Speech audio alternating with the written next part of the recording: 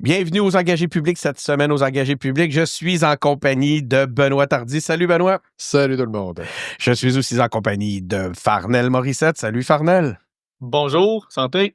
Santé. Salut Marie, comment tu vas? Salut, ça va bien. Marie-Christine Lamontagne, bien sûr. Et l'ineffable, parce que notre ineffable Ronnie ne peut plus être là. Notre nouvelle ineffable, c'est Jérémy Lepage. Salut Jérémy, comment vas-tu? Ça va bientôt donner. Ça veut dire quoi, ineffable? Écoute, c'est drôle que tu dises ça parce que moi-même, je l'utilise puis je suis même pas sûr. Y a quelqu'un dans la gang qui peut nous dire? Ça veut dire personne qui ne peut pas être ignoré ou effacé. Ah, ben je vais prendre ça d'un bon œil, ça veut dire, Denis. Merci beaucoup. On est bien tombé.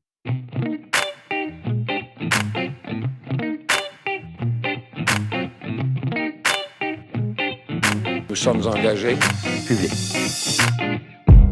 Donc, on est de retour avec un panel. Ça fait longtemps, hein? On n'en a pas souvent. J'en profite. Je suis vraiment content ce soir d'être en compagnie de toute la gang comme ça pour un panel. De toute façon, on va parler d'actualité. Puis de l'actualité, il n'y en a presque pas. Hein? Il se passe pas grand-chose. Je pense pas grand-chose. Tranquille. Petite actualité tranquille. Rien pour faire créer un petit peu d'angoisse. Rien pour nous rendre anxieux. Fait que, allons-y. Vous le connaissez, là, le système de notre système de panel. Chez chacun notre tour, un de nos invités nous parle d'un sujet qu'il a choisi, puis après ça, on fait un tour de table. Puis, c'est ça. C'est pas mal de ça qu'ont de l'air les épisodes des engagés publics quand on est 4-5. Commençons ce soir avec Benoît. Tiens, Benoît qui veut nous parler de sa clique, le projet. Là, écoute, ça, c'est un des éléments qui, cette semaine, a occupé l'actualité. On peut pas dire que ça va très, très bien de ce côté-là. Il y a quelques dépassements. Benoît, qu'est-ce que tu as envie de nous dire? Moi, comme c'est souvent le cas, j'ai envie qu'on déborde de ce qu'on a entendu depuis 2 semaines sur ce dossier-là, qui est vraiment déplorable à bien des égards. Mais moi, ce que j'ai plus, c'est j'aimerais ça qu'on discute entre nous. J'aimerais avoir votre opinion sur pourquoi les ministres, dans ce cas-ci, Éric Kerr n'est que le dernier exemple de tout ça, choisissent toujours la carte de l'incompétence, c'est-à-dire je savais pas, je n'étais pas au courant, je suis un sans dessin, plutôt que la responsabilité. Dire ouais, j'ai merdé. OK. Pourquoi ils font ça? Ça m'agace, puis moi, ça fait plus longtemps que la plupart d'entre vous que je suis la politique. Puis c'est pas une affaire de parti, c'est pas une affaire de génération. C'est le même depuis longtemps. Puis pourquoi ils font ça? Ils veulent. C'est vraiment des incompétents? C'est sûr que ça fait partie des possibilités, mais c'est peut-être pas juste ça. Est-ce que ça se peut que ce soit ils veulent pas s'ostiner, ils veulent pas mettre leur pied à terre et dire non, ça va marcher comme moi je pense, puis ça n'a pas de Christy de bon sens ce que tu es en train de faire là, man? Ou c'est du magouillage, ou c'est n'importe quoi. C'est quoi qui se passe? J'ai pas vraiment d'opinion là-dessus. C'est rare, ça, que j'ai pas d'opinion, ça. La question est ouverte. Ça donne bien parce que... Mais tu sais, j'aimerais ça qu'on aille au-delà de ce dossier-là, qui est juste la dernière manifestation d'un mal que je pense plus profond. Écoute, ça donne bien parce que moi, je suis tombé sur une capsule, je pense aujourd'hui, qui parlait justement de ça. Puis la personne qui a fait la capsule, ça donne qu'elle est ici avec nous. Oh! Ouais, c'était une capsule de Farnel sur la responsabilité, sur les niveaux de responsabilité. Me trompe-je, Farnel, ou je te mêle avec un autre influenceur? Non, c'était en effet moi. J'ai fait une capsule qui faisait un état du principe de responsabilité stricte. La responsabilité ministérielle est une forme de responsabilité stricte. Pour ceux qui ne savent pas, la responsabilité stricte, c'est un concept que j'ai un peu calqué du monde juridique vu mon passé, mais c'est l'idée que une personne qui est assujettie à la responsabilité stricte va être responsable d'une erreur, qu'il ait été le fautif ou non. Et puis ça, c'est assez rare dans la société civile qu'on accepte des situations de responsabilité stricte parce que, intuitivement, on le comprend tous, on ne devrait pas être tenu responsable, on ne devrait pas être imputable pour quelque chose qui n'est pas de notre faute. Dans l'énorme majorité des cas, c'est la situation. Mais il y a certaines situations où on choisit en tant que société que c'est acceptable de tenir quelqu'un responsable pour tout ce qui se passe, que ce soit sa faute ou non.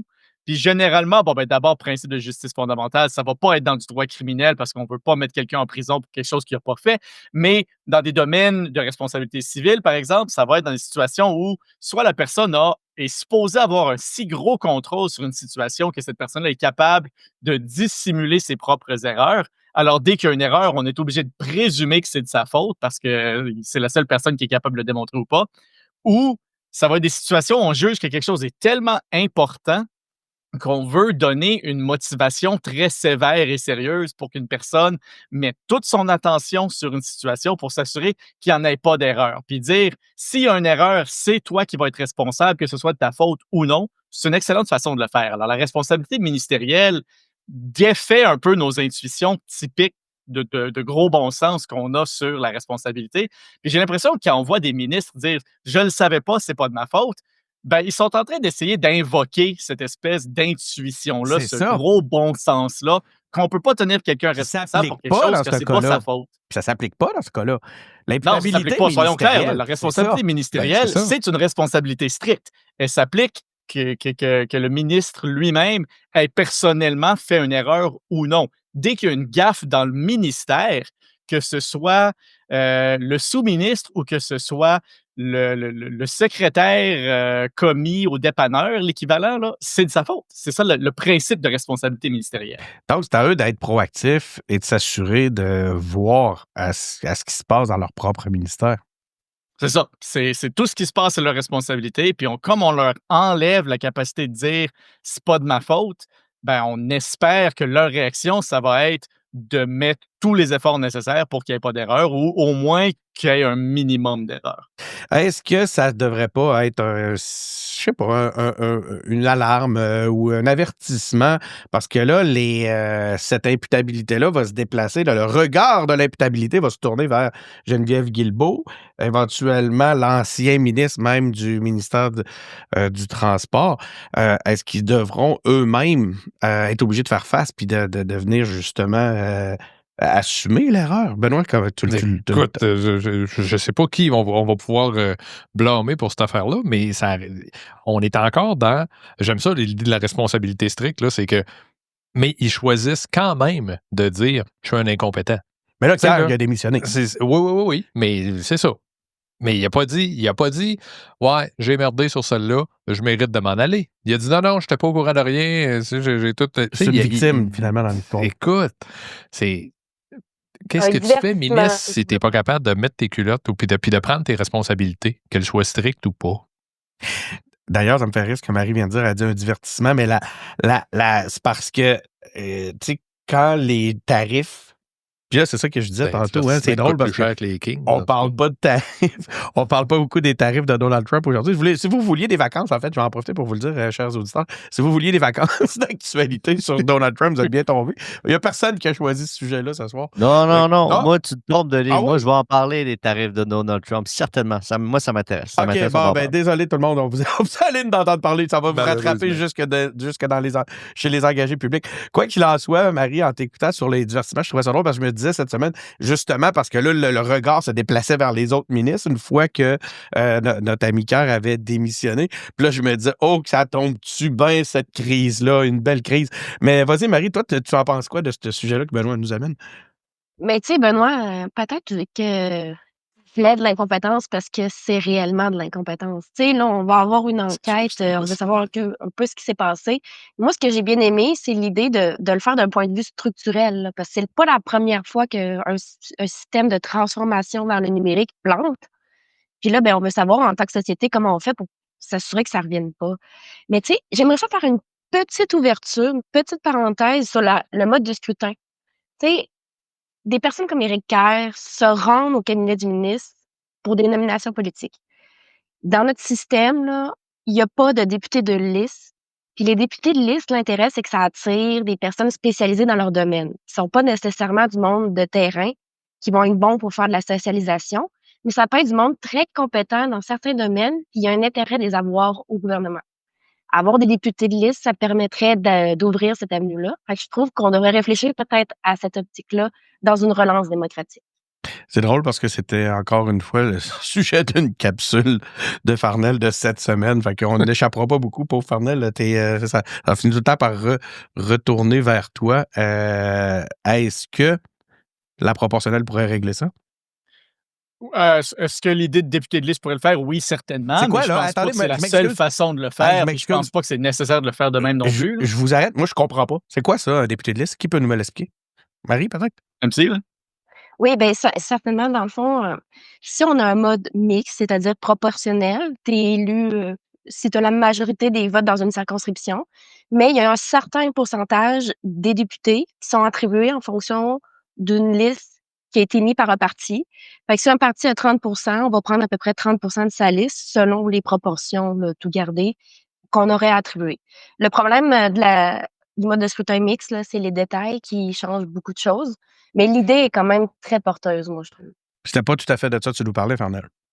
Ben, moi, je ne vais pas le cacher, là, j'aime pas beaucoup l'idée du vote proportionnel, des scrutins proportionnels, parce que j'ai l'impression que les députés de liste, justement, qui doivent leur place à la position qu'un parti politique les a mis OK, sur ouais. une liste, vont travailler pour le parti, ils vont pas travailler pour les électeurs. Mais ça, c'est un peu à côté. Il y a d'autres façons de régler le problème de la compétence des ministres. Si on regarde, par exemple, nos voisins au sud ou si on regarde en France, le cabinet, c'est-à-dire l'exécutif, la branche exécutive du gouvernement, peut être simplement nommé par le chef de l'exécutif sans que ces gens-là soient des élus. Il n'y a rien dans notre système constitutionnel actuel qui oblige que les ministres soient aussi des députés. Si on voulait absolument avoir les ministres les plus compétents possibles, le premier ministre pourrait aller chercher les fameux Top Gun, là, l'espèce de phrase qu'on s'est inventée, de n'importe où et faire de ces personnes-là les ministres de son cabinet. C'est juste par convention, par tradition qu'on décide de nommer comme ministre des députés, puis qu'on se le dise, c'est une façon de donner des bonbons aux députés pour s'assurer que les députés vont suivre la ligne de parti. Mais à avoir un premier ministre qui décide d'agir autrement, demain matin, si François Legault voulait aller chercher n'importe qui du monde de l'administration, du privé, peu importe, pour en faire le ministre de la transformation numérique, il pourrait le faire. Il n'y a rien qui l'empêche. De ton côté, Jérémy, avais-tu un point à ajouter sur ce que Benoît nous a amené? De mon côté, la seule chose que je peux ajouter, c'est que de mon expérience personnelle, je suis d'accord avec MC que l'incompétence, ça peut très bien exister. Puis que si on réfléchit à comment juste une structure de démocratie, de la manière dont on vote pas, quand on vote pour les gens, on vote pour une pancarte, on vote pour un visage, puis après, c'est le premier ministre qui va faire son conseil des ministres en fonction de comment il oriente ça, en fonction de ses choix, en fonction des promesses, en fonction aujourd'hui maintenant du genre, aujourd'hui quasiment en fonction de la couleur de peau, puis tout ça, ben là, on oublie un peu l'idée de qui est plus formé dans ci, dans ça ou dans ci ou dans ça. Fait que ça fait des personnes qui sont garochées dans un poste, qui embauchent une panoplie d'employés, particulièrement dans les ministères, puis qui sont comme, ben, faites de votre mieux, parce que moi, je veux pas être dans la marde. Puis quand ces gens-là, ben, ils font des fautes, ben là, ça se retrouve sur leur faute. Puis là, ça fait des messages du genre, ben, je le savais pas. Ben, c'est pas de ma faute. Ben, désolé, je suis incompétent. Parce que c'est pas nécessairement les bonnes personnes qu'on a placées dans les bonnes chaises. Je vois un peu ça comme ça. Il y a eu quand même il a été tolérant, le premier ministre, avec Éric Kerr, quand même, parce qu'il y a eu plusieurs. Je veux dire, c'est un des. Ça fait des quelques temps. Ben, ministres. ça fait longtemps qu'il est là, fait que c'est sûr que plus tu es là longtemps, plus il y a des chances d'avoir quelque chose avec ton nom dessus. Mais le prêt par le maire de l'ancienne Lorette, là, ça, Ouais. Tu ramènes ça, je dis, il va être content de nous écouter. je veux dire, Tu y ramènes sa plus il y a quelque vieille. Non, mais c'était Non, mais mon t'as raison. point. C'est que ça fait longtemps. Ouais. Étant donné qu'il est là depuis longtemps, là, je veux dire, ça l'excuse un peu. Là. Ouais. Mais ça l'excuse un peu, mais c'est parce que je trouve il y a vraiment eu des passes droits. Tu sais, il a mis son parti puis le premier ministre dans le trouble quelques fois, il me semble. Puis ça, en tout cas, pour l'instant, pour l'instant, c'est fini. On va se mettre dans la règle. Je sais pas. Il y a pas Mais tu sais, ben- peut-être qu'on peut mentionner que c'est un membre fondateur de la CAQ aussi. Fait que Ouais. c'est pour ça qu'il y a eu peut-être un peu plus de tolérance. Ouais, c'est ça. Il arrive directement du début. Mais tu sais, on parle des raisons systémiques là-dedans, puis je pense que c'est super important de regarder ça. J'ai l'impression qu'une des causes de ça, c'est qu'il y a une vingtaine d'années à peu près, peut-être un peu plus que ça, disons une trentaine d'années aujourd'hui, on a commencé à avoir vraiment, vraiment peur de l'octroi de contrats pour des raisons politiques. Avec très bonnes raisons. Là, je veux dire, j'étais ingénieur en développement des affaires pendant la commission là-dessus. J'ai tout vu ça. Alors, pour pouvoir se protéger d'une hyper-partisanerie dans l'octroi des contrats, ce qu'on a fait, c'est qu'on a le plus possible isolé le personnel partisan, c'est-à-dire les élus, les ministres, du processus de décision, du processus d'administration des contrats pour en faire quelque chose qui est entièrement contrôlée par la bureaucratie et dans laquelle c'est généralement même mal vu que les ministres viennent mettre leur nez. Alors, il y a un retour du balancier qui se passe. On a tellement voulu départisanifier le processus des contrats dans le monde public que maintenant, ben, on a des ministres qui se sentent inconfortables à fouiner, à regarder, à exiger des À comptes se mêler par de leurs peur affaires. qu'on C'est ça. par peur qu'on les accuse de faire de l'ingérence politique dans les dossiers publics. Je dis pas que la solution, c'est ce qu'on voit maintenant. Clairement, on va trop loin aussi. Mais il faut se rappeler qu'il y a quelque chose qui a fait qu'on en est venu là. Et c'est qu'à l'autre côté aussi, ben, il y a des dérapages aussi. Mais quand on gratte, il semblerait qu'au final, ils disent qu'ils ne savaient pas. Mais ce qu'on constate, c'est qu'ils le savaient depuis un bon bout de temps. Parce qu'il y a quand même des traces qui le démontrent. Fait que Fait qu'il ça peut être rend incompétent et un petit peu ratoureux. ratoureux. Ça, c'est pour être poli. Ça, Ben, c'est le terme à poli, ce ça. sujet-là, Marie-Michel Sioui, du Devoir, a dit qu'il avait été brefé depuis 2022 Ben, c'est ça. à ce sujet-là, des drapeaux rouges qui s'en venaient. Là, ensuite, elle a dit, on peut pas présumer que c'est de l'incompétence. Nous, tout ce qu'on a été capable de démontrer, c'est que l'information a été transmise à Éric Kerr et à son sous-ministre. Fait que rendu là, c'est dur de dire qu'il n'y a pas de responsabilité dans le dossier. Bon, écoute, c'est tout ça, finalement, je pense, ne fait qu'en ajouter une couche sur un cynisme potentiel. Voyons. C'est dommage. Marie, tiens, tant qu'à être avec toi, tu voulais nous parler de souveraineté. C'est de la souveraineté d'un bord puis de l'autre depuis un moment parce que la souveraineté semble particulièrement importante dans le contexte actuel, mais semblerait que la souveraineté, c'est bon des fois, mais pas tout le temps. En tout cas, je t'écoute là-dessus, Marie. C'est le sujet que tu veux nous amener.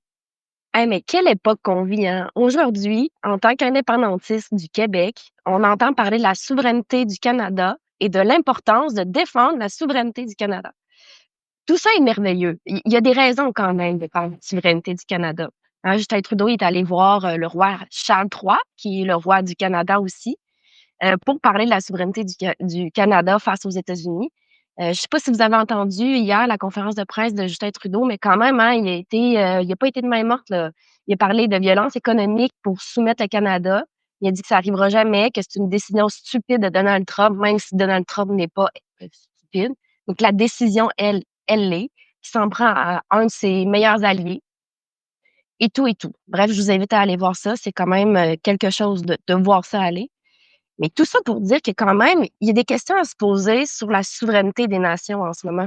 Regardez Volodymyr Zelensky, là, il s'est fait humilier par Donald Trump, alors que tout ce qu'il fait, c'est qu'il lutte pour préserver la souveraineté de sa nation, de l'Ukraine, face à la Russie, qui a des visées annexionnistes. Je trouve que de nos jours, on doit se poser la question, est-ce que les superpuissances comme les États-Unis assurent réellement l'équilibre des pouvoirs? Parce que les États-Unis ont mené à une montée des régimes autoritaires comme la Chine et la Russie. Et là, en ce moment, les États-Unis ils sortent de leur rôle de gardien de la paix à l'international et justement mettent de l'huile sur le feu. Qui va assurer la paix dans l'avenir? Je pense qu'on n'aura pas le choix d'aller vers une ère de coopération et surtout de décentralisation, que les liens se fassent à un niveau plus local, plus humain, même si c'est des liens internationaux. Par exemple, quand j'ai vu Bruno Marchand dire « Je vais aller aux États-Unis parler à mes homologues pour essayer de résister aux contre-tarifs », je me suis dit « Oui, ça c'est un avenir qui est porteur, l'avenir de la souveraineté, pas juste la souveraineté du Canada, la souveraineté des nations ». C'est ça que je voulais qu'on amène aujourd'hui, puis peut-être vous entendre là-dessus. J'imagine qu'il y aura plusieurs points de vue, là. Ben, écoute, j'ai le goût, encore une fois, d'aller directement vers Farnell, puis je vous explique pourquoi. Moi, ce que je me demande, c'est qu'est-ce que Justin Trudeau va parler de souveraineté au roi d'Angleterre? C'est quoi qu'ils se disent, Farnell? On le sait pas. Et tu sais, là-dessus, je crois que c'était un faux pas constitutionnel de la part de Justin Trudeau de dévoiler de quoi il a parlé avec le roi. Puis je vous explique pourquoi. Dans notre ordre constitutionnel actuel, qui est absurde, je veux mettre ça au clair, là, mais dans notre ordre constitutionnel actuel, la souveraineté découle du pouvoir souverain du roi. Et le premier ministre et le gouvernement est juste là, en théorie, pour appliquer le pouvoir souverain du roi. Et le rôle du roi dans une monarchie constitutionnelle comme la nôtre, c'est d'être le souverain silencieux. Alors, lui, il est juste là pour être l'émanation, la source de l'autorité, et il n'est pas supposé faire autre chose que s'assurer que ses ministres, et le premier ministre du Canada est un ministre du roi, utilise sa souveraineté selon les normes constitutionnelles. À part de ça, il n'est pas supposé faire grand-chose. Ceci dit, il a certainement le droit de conseiller le premier ministre. Et je veux dire, on peut s'imaginer que le roi Charles un peu moins, mais à l'époque de la reine Élisabeth, par exemple, elle en a vu d'autres des présidents des États-Unis. Ce serait légitime qu'un premier ministre du Canada Aller chercher conseil. voir quelqu'un qui a été dans toutes les pièces les plus restreintes, les plus exclusives avec les chefs d'État du monde pour demander des conseils. Mais pour préserver ce principe constitutionnel-là, comme de quoi la couronne est silencieuse, même si elle donne des conseils, on veut s'assurer que ce soit très clair pour tout le monde que c'est purement des conseils, c'est pas des ordres. La tradition, et Buckingham Palace est très clair là-dessus, ils ne vont jamais dévoiler, ça a été quoi, les sujets de discussion entre le roi et un de ses ministres. Et le fait que Justin Trudeau ait dévoilé ça, je crois que c'était une erreur dans notre ordre constitutionnel de l'avoir fait. Et je pense que, ça va peut-être juste encore une fois souligner l'absurdité d'avoir un roi dans notre ordre constitutionnel. Mais aussi, je pense qu'il y a bien des gens qui vont se poser des questions à dire, oui, justement, qu'est-ce que le roi fait? Et qui vont pas comprendre que le roi, son rôle, c'est de rien faire. Jérémy, est-ce que c'est ridicule d'avoir un roi dans notre structure constitutionnelle? Ça, Farnell le dit juste au début de son exposé, là, son dernier exposé de 1 minute 30. On vit dans un monde absurde où, justement, le roi, c'est lui qui a le pouvoir souverain. Dans les faits, il l'utilise pas. Une chance qu'il l'utilise pas. Moi, puis ça, je l'ai dit souvent aux engagés publics, ça coûte cher. On pourrait juste se débarrasser ça de A à Z. La dernière fois qu'on en avait parlé, je me souviens, à un moment donné, j'avais comme un peu explosé là-dessus. C'était dans le temps où, justement, avant, où c'était une obligation pour les députés de prêter serment à la reine, au roi. Là, c'est plus le cas. Ça, c'est déjà une énorme avancée, je trouve. Mais oui, c'est absurde. Ça devrait plus être là. Il n'y a pas d'attachement profond. Encore plus pour des personnes comme moi, peut-être comme certains d'entre vous, qui ont beaucoup moins d'attachement au Canada, beaucoup plus d'attachement au Québec. Pour ceux qui sont plus Canadiens dans leur cœur, peut-être que ça peut faire plus de sens. Ça, je respecte ça à 100%. Mais moi, la reine, je la porte pas dans mon cœur. Vraiment pas. Le roi non plus. Encore moins. Le roi non plus. Le roi qui pourrait se payer le luxe de tweeter en appelant Justin Trudeau mon ministre ou le ministre du Canada, peut-être, contrairement à Trump qui, lui, s'en prive pas pour le traiter de gouverneur. Ça serait... il serait déjà plus proche de la réalité. Benoît, as-tu envie de défendre le roi? Non, mais j'ai envie de défendre les Canadiens qui semblent un petit peu plus intéressés à avoir un roi puis que ça n'a pas de l'air trop des déranger d'être des sujets britanniques. Ils ont le droit. Non, les Canadiens ne sont pas sujets britanniques. Les Canadiens sont sujets du roi du Canada. En droit OK, constitutionnel, là, il y a un OK, t'as principe pas que la même personne a les deux couronnes.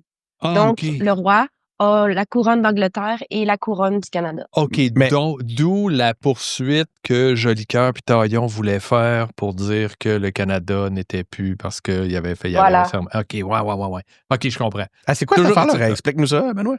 Ben, c'est une patente. Là, moi, c'est ça. Là. Vas-y, est-ce que tu sais? Jolicoeur et Taillon. Jolicoeur, vous savez, là, c'est un avocat de Québec là, qui Oui, a on le voyait acheté souvent dans les indépendantiste. rassemblements. Puis péquistes. Taillon, c'est un professeur de l'Université Laval. Il avait étudié la possibilité de contester la monarchie ou quelque chose de ce genre-là, sous prétexte que la loi était mal écrite, en tout cas, là, que si c'était un roi, le Canada pouvait pas être... il pouvait pas être là. Ça pouvait juste être une reine, étant donné que le texte avait été écrit. Que ça Dans le prenait une libellé. reine. Tu m'as pas déjà parlé d'un truc semblable, Farnell, ou quelqu'un ici? Je peux me tromper. Là, si j'ai dit Il des y a- niaiseries, là, vous pouvez me remettre. Ouais, si je me souviens bien, c'est que la reine a décidé qu'elle mettait fin à la règle que c'était nécessairement un fils qui passait avant une fille. Et donc, ça change l'ordre de succession. L'ordre de succession est un principe constitutionnel. Depuis que le Canada est souverain sur sa constitution, il faut que tout changement à la Constitution passe par le processus constitutionnel canadien. Et la prétention dans cette cause-là, c'était Ça que avait pas été le changé, changement de ça. règles de succession est un changement constitutionnel. Alors, il fallait passer à travers tout le processus constitutionnel pour le faire, chose qui n'a pas été faite. La Cour s'est penchée là-dessus, a dit, dans le fond, c'est pas si grave que ça, mais je veux dire, je pense que la question était bonne quand même. Marie, je t'ai vu lever le doigt. Est-ce que tu penses que tu voulais nous éclairer sur sur cette. Oui, ben c'est ça. Farnell l'a quand même très bien résumé. C'était vraiment la succession au trône pour permettre aux femmes de succéder. Puis le principe, c'était de dire, ça, c'est une loi adoptée en Angleterre, au Royaume-Uni. Ça se transpose pas automatiquement au Canada. Il faut aussi faire le processus parce que depuis 1982, le Canada est souverain juridiquement. Donc, ça, c'est pas censé se faire automatiquement. C'était censé être une manière un peu de mener à une renégociation constitutionnelle. Et là, on le sait au Canada, si on ouvre les négociations constitutionnelles, c'est la boîte de Pandore. Tout le monde a des demandes Toute pète. parce qu'on est dans le statu quo là, depuis les derniers, avec Lac-Meach puis Charlottetown. Là. Mais on voit quand même que tout le monde ici, on est d'accord que le Canada est un roi, qu'on l'aime ou pas, qu'il soit un gentil garçon ou pas. C'est un peu bizarre. En ce moment, j'ai l'impression que la ferveur quand même fédéraliste ou le patriotisme canadien a quand même un peu plus le vent dans les voiles. Il y a comme on voit certains Québécois qui se préparaient peut-être à voter soit conservateur, soit pour le Bloc, qui soudainement ont envie de venir se serrer les coudes avec des électeurs du Parti libéral du Canada dans l'objectif justement de nous offrir un front plus fort face à la situation actuelle. Est-ce que j'ai une bonne lecture? Est-ce que c'est la même lecture que vous avez? Ou moi, ça me semble évident en ce moment là, que tu sais, il y a quelques mois, les cartes au point de vue fédéral, on s'attendait, c'était quasiment joué. On parlait de Pierre Poilievre comme du prochain premier ministre. On donnait un nombre de comtés assez fort avec des augmentations pour le Bloc, avec des comtés de plus pour le Bloc. Et soudainement, c'est Karl Braus. Là, tout est complètement différent. Les libéraux sont en campagne à travers leur campagne et ils vont sortir de là beaucoup plus fort avec justement des Canadiens qui semblent se resserrer autour d'eux. Est-ce que j'ai est-ce que je rêve mon analyse? Moi, Vas-y, je vois Jay. ça un peu exactement comme ça, Denis, dans le sens où je trouve ça quasiment même humiliant pour Pierre Poilievre que de voir qu'il était au top, ça avait l'air super facile, puis que là, dans les sondages, c'est un gars qui est même pas député, qui On le voit sortit un plus. peu de nulle part, qui est comme égal ou sinon même un peu au-dessus de lui dans les sondages, puis que lui, super impuissant parce qu'il est juste chef d'opposition. C'est super gênant, je trouve, pour Pierre Poilievre. Puis oui, justement, sur ce sentiment d'appartenance-là ou de nationalisme canadien, moi, je trouvais qu'il était complètement absent, on va dire, dans la dernière décennie, dans les dernières 10 dernières années. Puis que même en plus, le Canada se faisait un plaisir un peu à ridiculiser toute forme de La notion de nationalisme nationalisme, québécois, puis toute forme de nationalisme, tout puis de court. fierté, puis de tout court, comme si c'était une mauvaise chose, puis que moi, moi, individuellement puis collectivement, je me suis jamais gêné pour exprimer toute forme de fierté par rapport à des réussites collectives ou individuelles, parce que je trouve que la fierté, c'est important, puis qu'on devrait tous ne pas être gênés, puis on devrait tous être fiers d'exprimer nos réussites, qu'elles soient individuelles ou collectives. Puis je trouvais que le message canadien, c'était l'inverse, c'était check, genre vous, Québécois, comme restez comme, en tout cas, genre, je sais pas si c'est flou ce que je dis là, mais Ben, c'est comme pas flou, on comprend mais bien ce que tu comme veux dire, c'est dans le c'est comme sens. si c'était Dans le gênant, fait, comme c'est c'était que pas correct d'être fier d'être le- québécois, puis là, soudainement, être fier d'être canadien, c'est la bonne attitude à adopter Non face à seulement ça. c'est Puis bon, c'est c'est souhaitable. vrai, mais ça veut pas. C'est un peu comme s'ils viennent donner raison à toute forme de nationalisme québécois en voulant mettre de l'avant un nationalisme justifié canadien. C'est un Donc, peu ça que je veux le dire. nationalisme, ce serait bon seulement quand ça va dans le sens. Ben, moi, je trouve ça hypocrite qu'aujourd'hui, le Canada fasse l'apologie du nationalisme alors qu'ils ont chié dessus pendant tout le temps où moi, je commence à m'intéresser à la politique. Je trouve ça super surprenant. Marie, je te vois que tu as t'as le doigt en l'air. Est-ce que c'est un point? Je pense que Ben oui, parce que, vous savez, moi, je viens des milieux plus de gauche, puis le nationalisme à gauche est souvent un peu regardé de travers. en Mais fait, ce c'est ça qu'on là, le voit, là, phénomène. C'est ça là, le phénomène, dans le fond. Vas-y. c'est ça. Mais ce qu'on voit en ce moment, c'est que le nationalisme, c'est aussi une manière de gérer de l'unité puis de la cohésion, générer. Donc, c'est intéressant pour ça aussi. Le nationalisme, là, en soi, c'est pas quelque chose qui est bon, qui est mauvais, mais c'est quelque chose qui, si est rattaché à un mauvais projet, peut mener aux dérives, par exemple, qu'on a vu avec le régime nazi, puis même à l'identité MAGA, hein. Je pense pas que c'est un nationalisme américain vraiment très sain, mais c'est aussi quelque chose qui peut générer de la solidarité, qui peut dire: «OK, ben tu veux nous attaquer alors qu'on t'a rien fait, on va acheter seulement des produits locaux». Donc c'est quelque chose qui peut être bien, puis je trouve ça intéressant de voir que ça revienne de l'avant. Je pense que moi, ce que j'ai envie de faire, c'est certainement d'avoir de la solidarité avec le reste du Canada, mais j'ai envie de voir un premier ministre du Québec qui est sur la glace, qui est au front pour faire les bons choix, garder la tête froide, certes, mais défendre les intérêts du Québec. Parce que le danger en ce moment, c'est que les intérêts du Québec soient sacrifiés pour le reste du Canada. Et on veut pas nécessairement ça non plus, tu sais. Il y a un équilibre à atteindre. Il y a un jeu difficile, il y a un équilibre difficile à trouver pour Paul Saint-Pierre Plamondon dans ce contexte-là. Farnell, comment tu vois la chose? Moi, ce que je vois, c'est que des situations de même font relever un peu la seule raison d'être claire du Canada, qui est, faut pas l'oublier, là, le Canada n'est pas une nation-État comme, disons, la France, comme l'Italie, l'Allemagne, peu importe. Le Canada est un pays qui a été formé pour être une alliance largement économique, un peu militaire de nations différentes. Alors, et c'était contre qui cette alliance-là? C'était contre les États-Unis.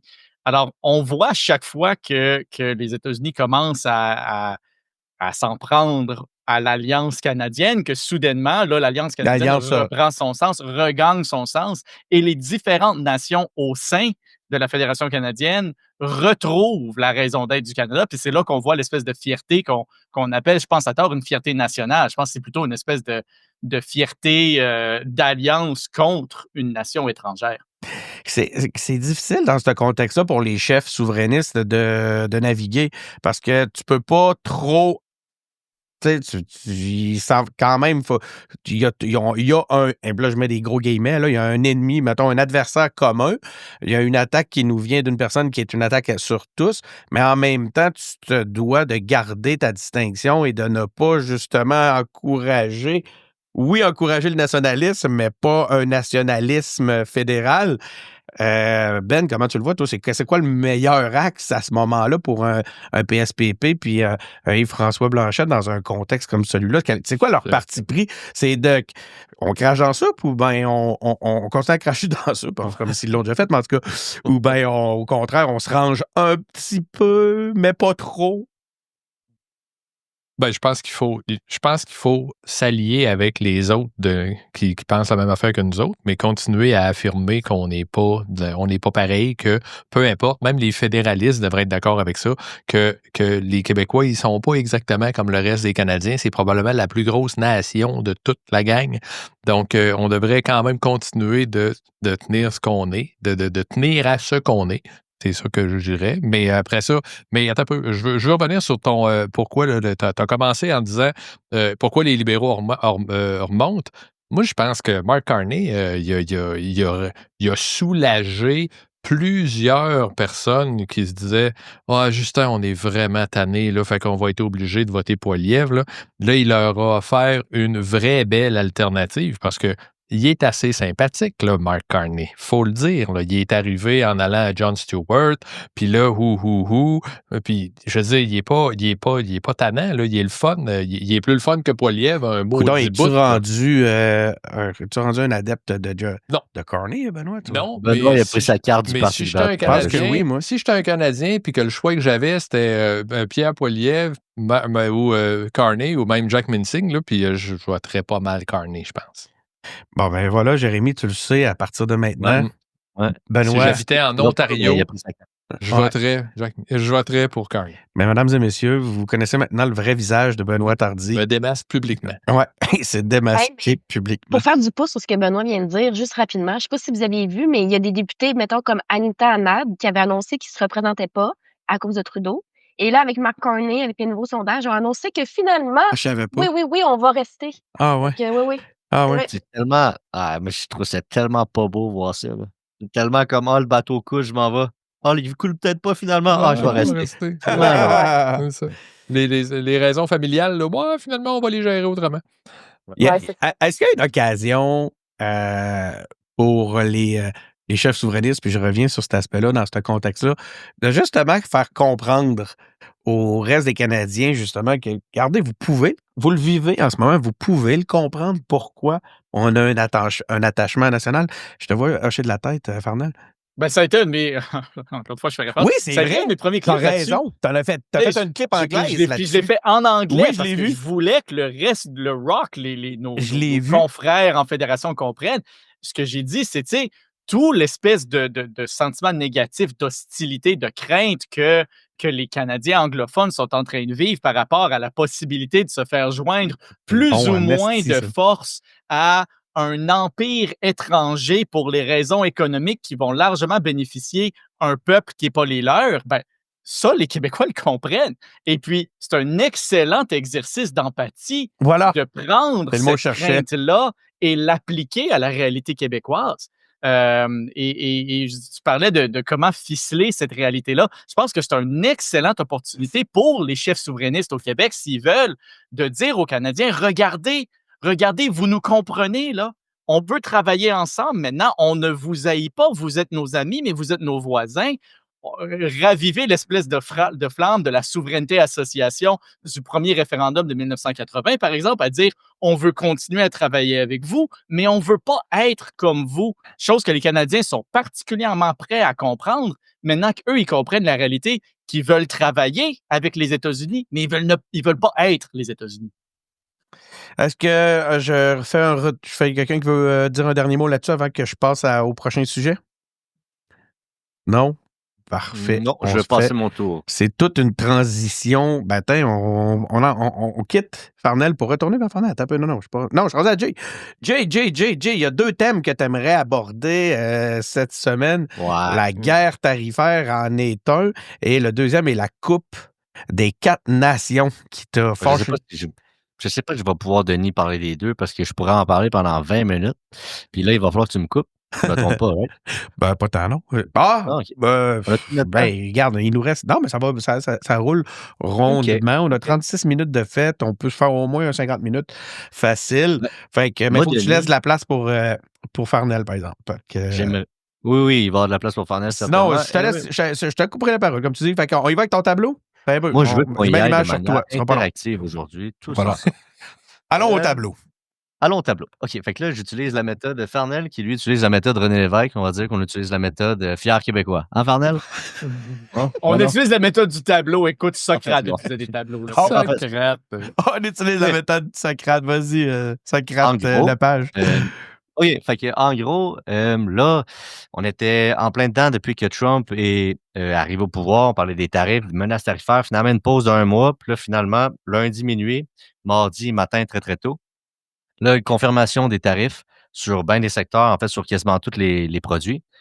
Puis là, ben, réponse du Canada. Moi, je veux vous montrer aujourd'hui de comment moi, j'interprète ça dans ma tête en termes de matrice de gain, en termes d'interaction dynamique entre les États-Unis et le Canada, au travers d'une matrice de gain qu'on va construire ensemble pour vous montrer comment moi, je vois ça encore une fois et surtout. On devrait suivre. Il y a 4 cases. Ça devrait être pas pire. Ça va être le fun. Fait qu'en gros, bref, j'essaie de rendre ça le plus simple possible pour qu'on comprenne. Et c'est parti. OK. Selon vous, dans un monde où il y a libre-échange entre les États-Unis et le Canada, en termes de gains, est-ce que c'est positif ou négatif? On doit répondre? Moi, je dis que c'est Oui, positif. il faut vraiment que ce soit interactif. Pour quel joueur, par exemple? Positif ou Ouais, négatif? c'est ça, lequel des deux? Pour les deux. Ah, pour les deux. Parce que Moi, là, dans le fond, là, c'est vrai que c'est pas trop clair. Est-ce qu'on voit encore ici? Oui. On va faire D'un une peu. matrice de gains. Ça veut dire, en fait, je vais moins vous poser des questions, puis je vais dire des choses. C'est ça, tu fais quand même des maths avancées. Là. Donc là, dans un monde, c'est vrai, où il y a libre-échange entre les États-Unis et le Canada, les États-Unis, ils gagnent. Les États-Unis, leurs gains vont être interprétés en absolu, en chiffres. Là, on ne parle pas de PIB, on ne parle pas de balance commerciale, on ne parle pas de devises, juste des chiffres, puis on hiérarchise un peu les chiffres. On va dire que les États-Unis gagnent 10.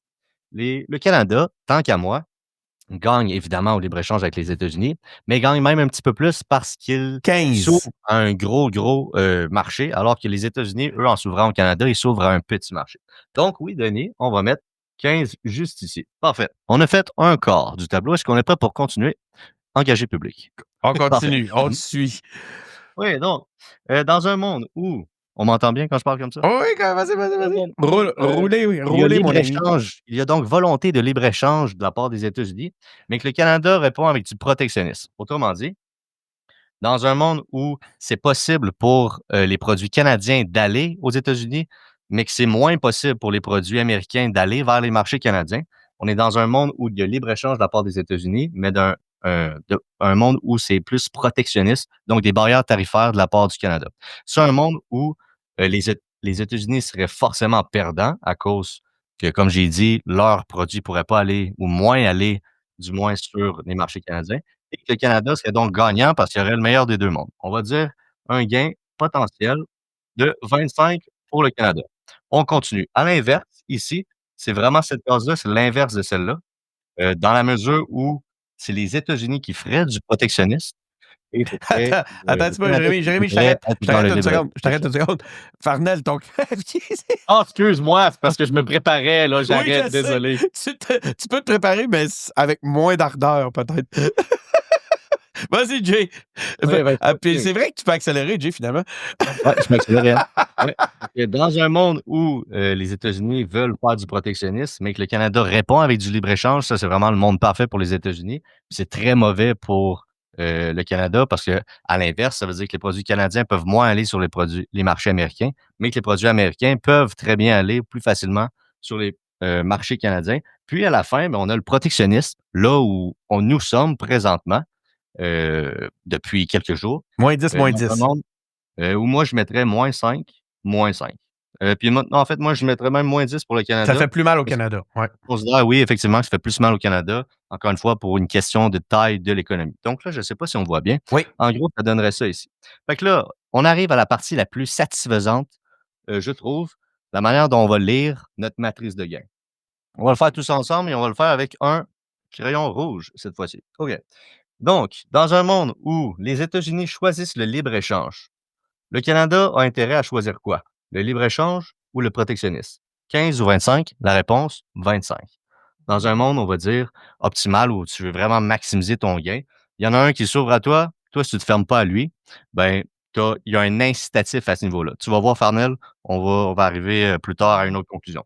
Ensuite, dans un monde où les États-Unis font du protectionnisme, ben, toi, tu veux faire du libre-échange ou tu veux faire du protectionnisme? C'est pas les 2 chiffres ici sont négatifs, mais il y en a un qui est moins pire que l'autre. Ce serait le protectionnisme. On en sait que ça ici.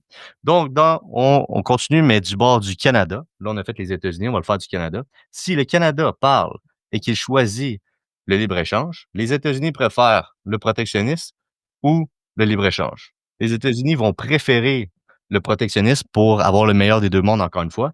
Et à la fin, si le Canada choisit le protectionnisme, est-ce que les États-Unis veulent faire du libre-échange -10 ou du protectionnisme -5? Ils veulent faire du protectionnisme à -5 parce que le gain, la perte est moindre. Autrement dit, -5 par rapport à -10. Tout ça pour dire qu'en termes d'interaction stratégique, en termes d'équilibre de Nash, l'équilibre de Nash, quand ces 2 joueurs-là interagissent ensemble, arrive dans un monde où ce qui est mieux en termes d'équilibre de Nash, c'est le protectionnisme où les 2 perdent. Or, ce qui est super intéressant, c'est de voir que la meilleure option en termes d'interaction dynamique, encore une fois, c'est le libre-échange dans lequel les États-Unis et le Canada gagnent. Donc, c'est super intéressant de voir que à partir du moment où il y en a un des 2 qui décide d'imposer son protectionnisme, l'autre doit répondre par le protectionnisme et c'est exactement ce qu'on voit de la part de Justin Trudeau dans un monde où il voudrait pas, Justin Trudeau, faire des politiques protectionnistes, mais parce que les États-Unis lui imposent, la seule chose qu'il peut faire, c'est de diminuer l'impact de ce protectionnisme américain-là en imposant en son tour des politiques protectionnistes. Et c'est pour ça qu'aujourd'hui, on arrive malheureusement dans un monde où on va être moins économiquement efficace, va avoir moins de libre-échange, nos produits à l'épicerie, en pharmacie, automobile, blablabla,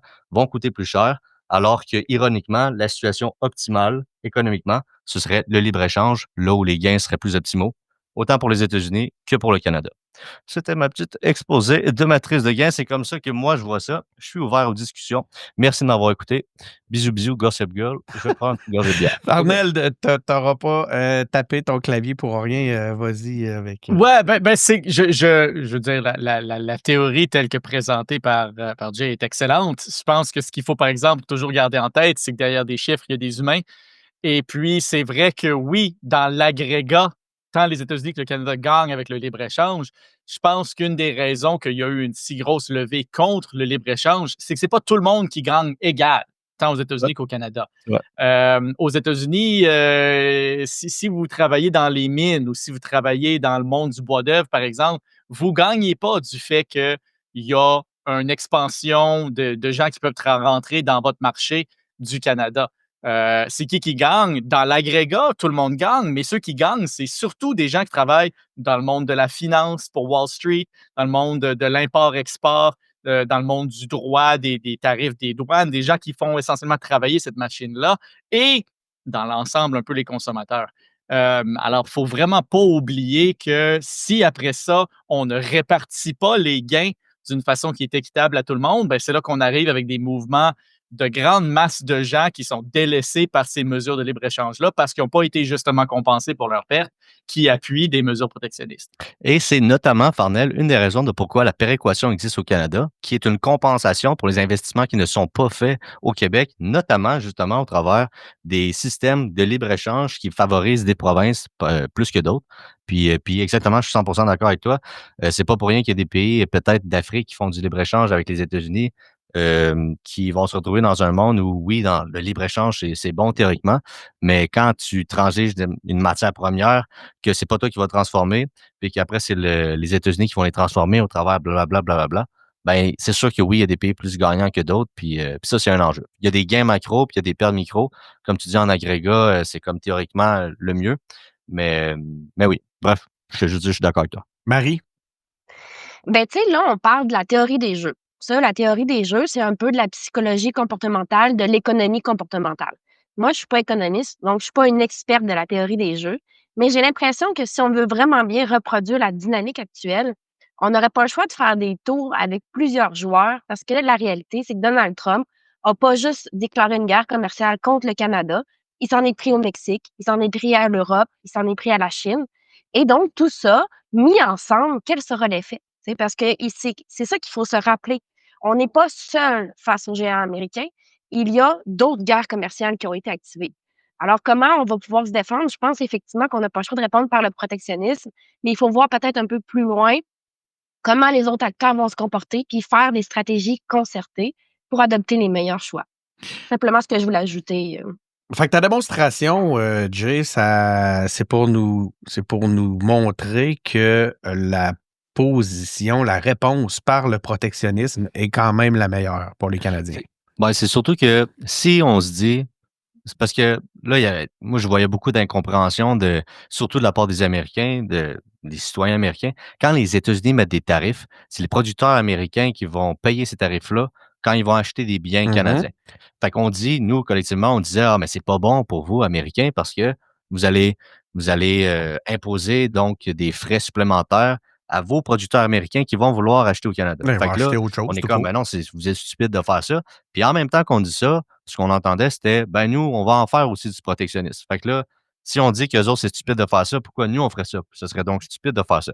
Mais fait que la raison de pourquoi moi, je vois ça puis j'exprime ça, c'est que oui, c'est pas bon de faire selon moi, c'est vraiment pas économiquement optimal que de faire du protectionnisme. Par contre, ne pas en faire dans un contexte où ton partenaire d'affaires principal, les États-Unis, en font, ça, c'est encore pire. Quand les États-Unis font du protectionnisme et que toi, tu réponds par du libre-échange, c'est vraiment sous-optimal par rapport à un monde où les États-Unis t'imposent du protectionnisme et que tu réponds par rapport à du protectionnisme. Pourtant, on entend des contestataires en ce moment de cette façon-là de répondre.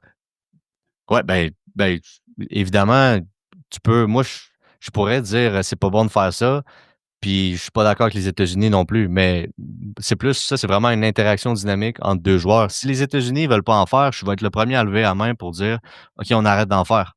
On arrête d'en faire du protectionnisme. Mais à partir du moment où les États-Unis imposent ces lois-là, il faut répondre nous aussi, parce que c'est justement en termes de matrice de gain, la situation qui est la moins pire. Ben écoute, tu avais raison pour ce qui est du temps. Je vais t'obliger maintenant. On va skipper ton deuxième sujet. Puis on va passer directement à l'élection en Ontario. Ça, c'est une élection pour vous dire à quel point. C'est l'élection dont se calisse. Ben, je sais pas pour toi, mais moi, c'est ça le problème. j'ai rien vu aller. En fait, j'ai appris le lendemain des élections dans l'Est, en Ontario, qu'il y avait eu une élection. Puis bref, ça m'a soulevé beaucoup de questionnements. Mais je me suis dit, Christy, quand il y a une élection au Québec, j'ai l'impression que c'est le centre de l'univers. Le Canada est sur le bout de sa chaise puis attend de savoir ce qui va se passer au Québec. Finalement, probablement qu'ils s'en contre-torchent eux autres aussi quand ça se passe chez nous. Donc, hey, comment ça, ça nous semble si loin que ça, les élections dans les provinces? avec lesquels on partage les frontières, Farnell? Ben, tu sais, on s'insurge de l'idée qu'on est le 51e État. On s'insurge quand Donald Trump a dit que Justin Trudeau, c'est le gouverneur, puis on est déjà le 51e État. Mais pourtant, regarde comment on se comporte dans notre alimentation médiatique. Toi-même, Denis, là, je veux dire, t'es un citoyen extrêmement engagé sur le plan politique. Tu l'as appris après Ouais. qu'il y avait une élection dans l'État. À côté. L'Ontario, c'est un État fédéré. L'État voisin de nous, chose qui devrait, à toute fin pratique, être notre plus grand partenaire économique, qui, si on fait exclusion du calcul international, est notre plus grand partenaire économique. Ça aurait pu être une élection au Malawi, ça aurait été la même affaire. Pendant ce temps-là, nos médias, notre appétit médiatique passe des mois et des mois et des mois à parler des élections aux États-Unis. Politiquement, dans notre alimentation médiatique politique, on se comporte déjà comme le 51e c'est État des intéressant, hein? États-Unis et c'est extrêmement fâchant parce que ce qui s'est passé en Ontario, là, c'est quand même gros. Je veux dire, Doug Ford a lancé une élection précipitée qui avait aucune raison de faire. Tous les partis d'opposition étaient d'accord pour travailler avec lui. Il y avait un mandat clair, il y avait déjà une majorité. Et à toute fin pratique, la seule raison qu'il a lancé l'élection, c'est qu'il voyait l'effet de ralliement positif à son gouvernement à cause de la menace tarifaire de Trump. Il a lancé une élection pour se donner 2 ans de mandat de gouvernement majoritaire de plus dans le futur. Ne jamais gaspiller une crise. Ne jamais c'est exactement purement ça qui s'est produit dans, je veux dire, l'État à côté de chez nous, dans notre plus proche voisin. C'est scandaleux. On parle en long et en large depuis toujours de vouloir faire tomber les barrières d'échange entre les provinces, puis on n'est même pas foutu de regarder ce qui se passe dans notre voisin d'à côté. Ça, c'est un énorme problème pour moi dans notre façon de consommer nos médias, dans notre façon de concevoir notre politique. Puis regarde, on a passé quoi? On a passé 20 minutes, 25 minutes de parler de Trump, même quand on allait dire qu'on n'allait pas en parler. Puis on n'est même pas capable de réaliser qu'il y a une élection qui s'est passée pendant ce temps à côté de chez nous. C'est grave, ça. Moi, je suis pas 100% d'accord avec Farnell. Je suis d'accord avec le fait que ce soit grave, le fait que ça ait passé un peu en dessous le tapis, les élections en Ontario. Par contre, je suis pas d'accord sur le fait qu'on agit comme si on était le 51e État, puis que la preuve de ça, c'est parce qu'on s'intéresse aux nouvelles américaines. Au contraire, si on s'intéresse à ce qui se passe par rapport à la guerre tarifaire avec Donald Trump, c'est parce que ça, probablement, puis dans les faits, je considère que ça a beaucoup plus d'impact sur nous que les élections à Toronto puis en Ontario. Puis je dis pas que c'est pas important ce qui se passe en Ontario, mais si Kamala Harris avait gagné aux États-Unis puis qu'il n'y aurait pas de guerre tarifaire, probablement qu'on en aurait beaucoup plus parlé de l'élection en Écoute, Ontario. moi, c'est là que je me permets d'information. C'est là Mais que je je dis me pas que c'est pas permets. important. Je dis pas qu'il faudrait s'en foutre. Jérémy, moi, c'est là que je me permets un bémol. Je pense que non. Moi, je pense que ça aurait pas. Je l'aurais peut-être su le soir même au lieu de le soir le lendemain. Il y a eu 4 élections provinciales au Canada entre le début et la fin des primaires aux États-Unis. Pouvez-vous nommer les provinces? Non, je peux pas. Sauf que ça veut pas dire pour autant que le fait de m'intéresser aux nouvelles américaines, ça veut dire que ouais, mais il parlait pas nécessairement de toi que de la couverture médiatique. C'est juste une question d'hierarchie et de temps. Si je Jérémy, prends 2 heures pour m'intéresser aux nouvelles américaines. Il y a une nuance entre ton intérêt à toi et la couverture médiatique. Marie? Ben justement, moi, j'ai envie de défendre Jérémy en disant au Québec, on est une société distincte, donc on gère un peu nos affaires, mais c'est sûr qu'on a historiquement eu un moins grand intérêt pour ce qui se passait dans le rock. À tort ou à raison, là, je ne me lance pas là-dessus, mais historiquement, on a moins porté intérêt. Ça, c'est de un. Mais de deux, je suis quand même d'accord avec Farnell, parce que c'est vrai que l'hégémonie américaine fait partie du problème. Et comment on répond à l'hégémonie américaine? Ben, c'est notre culture. Il faut défendre notre culture justement pour faire une contre-culture, puis pas juste absorber les nouvelles des États-Unis ou la culture des États-Unis. C'est important de faire des contre-pouvoirs culturels. C'est des contre-pouvoirs de soft power, de puissance douce, de la puissance de l'influence. Il faut y résister. Et ça mène à ce que j'ai mentionné tantôt, c'est la souveraineté des nations. C'est d'exister dans ce monde puis d'arrêter de vouloir rendre tout pareil. C'est là où tu me fais repencher du côté un peu de ce que Jérémy nous disait, c'est que je pense qu'effectivement, la situation du Québec, qui finalement est une nation distincte, voit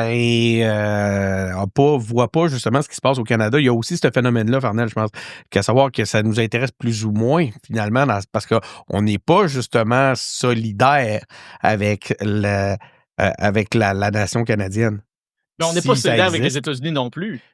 Non, mais Si on l'impact. s'intéresse, je comprends ce que Jérémy dit, que l'impact des États-Unis est énorme. Mais si on veut justement diminuer cet impact-là, puis si on veut commencer à regarder ailleurs, ben c'est Ouais. bien beau se dire il faut qu'on fasse une diversité de nos marchés. La diversité, elle suit la culture, puis la culture, elle suit notre attention. Puis il y a un excellent barème de ça, c'est l'attention médiatique.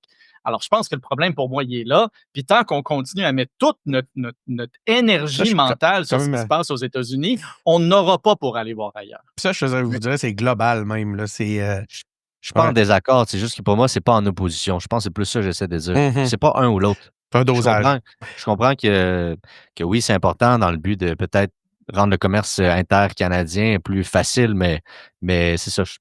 Si je suis des nouvelles américaines, c'est parce que ça a de l'impact Mais sur nos vies, puis c'est que mon temps est limité. C'est que notre temps est limité, puis ça, c'est indépendamment de mon côté souverainiste qui s'intéresse juste naturellement à moi au Canada. Indépendamment de ça, tu sais, genre, ça a un énorme impact.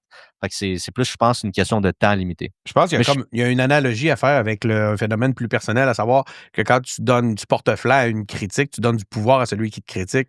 On peut pas l'ignorer. On peut pas ignorer les Non, mais États-Unis. je dis pas sans qu'on l'ignore, l'ignorer, mais qu'on c'est une question. l'apprenne pas le lendemain. Puis c'est une question aussi de dosage, puis de choix de consommation, de à qui j'attribue et à quoi j'attribue mon temps. Si mon temps a de la valeur, puis que je le donne toute cette valeur-là, je l'offre toute à une chose qui finalement est toxique, ben là, à un moment donné, quelque part, il y a un besoin de rééquilibrer qui va faire que tu vas reprendre le contrôle sur toi-même. Fait que c'est pas juste une question politique, c'est une question de l'identité nationale aussi qui va c'est un élément qui va rejaillir sur l'identité nationale puis sur notre anxiété collective.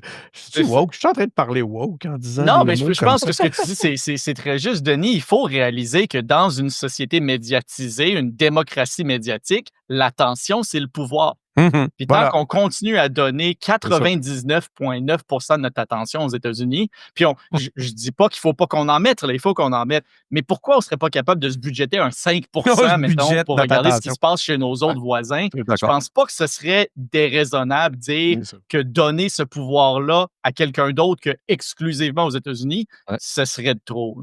Là. OK, le dernier mot, c'est pour Benoît. Moi, je dois avouer que je l'écoute pas mal moins. J'écoute pas mal moins les médias parce que, justement, on parle juste de Trump, puis moi, j'en ai ras le pompon. Trump, là, c'est un sans-dessin, puis j'ai pas grand-chose. Et je vois pas... je trouve qu'il répète beaucoup la même chose tout le temps, puis on comprend pourquoi le monde décroche un peu des médias. Ah, on l'aimait-tu, Sleepy Joe, rien qu'un peu? Ah, Sleepy Joe, là. Non, Il me semble que c'est plus tranquille dans ce J'en temps-là. ai une que je veux vous lancer, par exemple. Tu sais, là, le fameux 51e État, là, on en a entendu parler beaucoup, puis ils reviennent souvent avec ça. Là, tu sais. Puis moi, je trouve qu'une façon que le Canada aurait pu... Une manière que le Canada aurait pu répondre, là, c'est d'envoyer une délégation. Pour vrai. OK. T'envoies une délégation à Washington. OK. Parle-nous de ça. C'est quoi ton plan? Comment ça marche? Combien de congressmen? On a nos 2 sénateurs. Combien de grands électeurs? OK, c'est quoi ton deal, là? Parle-nous de ça. Il n'a pas de deal, là. Il aurait eu l'air de des sans-dessins, là. Ça ferait immédiatement tomber le plan républicain parce qu'après ça, on dit aux États-Unis, great, on va avoir 10 nouveaux États, chaque province, 2 sénateurs chaque, nouveaux sénateurs qui vont tous pencher démocrates. Des démocrates. Non, mais juste un. Let's Même go, s'il y en dans le avait fond. juste un. On Même le s'il y en veut. avait juste un. Tu sais, là, c'est 40 grands électeurs, à peu près la même quantité que le Texas puis la Californie. OK, 40 grands électeurs, là, ça veut dire qu'il n'y a plus un républicain qui passe. Jamais, là. C'est terminé, là. Donc, Moi, je vote pour que c'est quoi ton les plan? États-Unis deviennent la South Saskatchewan, puis que ça devienne la 11e province. Ah, ben, c'est tout pour ce soir, tout le monde. On a atteint notre quota de temps. De toute façon, Marie vient de casser tout son matériel. Fait qu'elle elle pourra plus continuer de toute façon. Marie, quand elle finit un engagé public, elle s'assure qu'il n'aille plus jamais après. Elle casse tout. Elle casse les micros. Elle casse le micro, la caméra, les lumières. Ah ouais, c'est fini. Bon, c'est ça. C'est comme ça qu'on termine ça. Merci beaucoup, Benoît, pour le mot de la fin, comme ça. C'est un plaisir, merci. Merci beaucoup à Farnell Morissette. Merci. Merci à vous. On redit merci à Marie-Christine pendant qu'il lui reste encore un peu de matériel pour nous saluer. Merci. Salut. Et on salue Jérémy Lepage et son tableau. Et on va parler d'Équipe Québec la prochaine fois parce que je trouve qu'il y a la un beau prochaine sujet fois. Oui. avec Équipe Québec. Je suis assez d'accord avec toi. Il faut parler d'Équipe Québec. Ça n'a aucun sens qu'on n'ait pas d'équipe Québec. Donc, c'est Denis Martel qui est au micro. Je suis certain qu'avec ce que je viens de dire là, on aurait pu restarter un tour de table. Oui. Chose que je ne ferai pas parce qu'on n'a pas le temps. Puis, c'est ça. Vous le savez quoi faire. Allez liker, allez faire des petits j'aime, puis des petits commentaires, puis toutes sortes de patentes. Allez, dites-nous-le, vous autres, ce que vous en pensez du temps que l'on attribue aux États-Unis et à l'actualité étrangère. Puis, c'est Denis Martel, encore une fois, qui est au micro. Je vous remercie d'avoir été à l'écoute et on se retrouve pour un prochain épisode.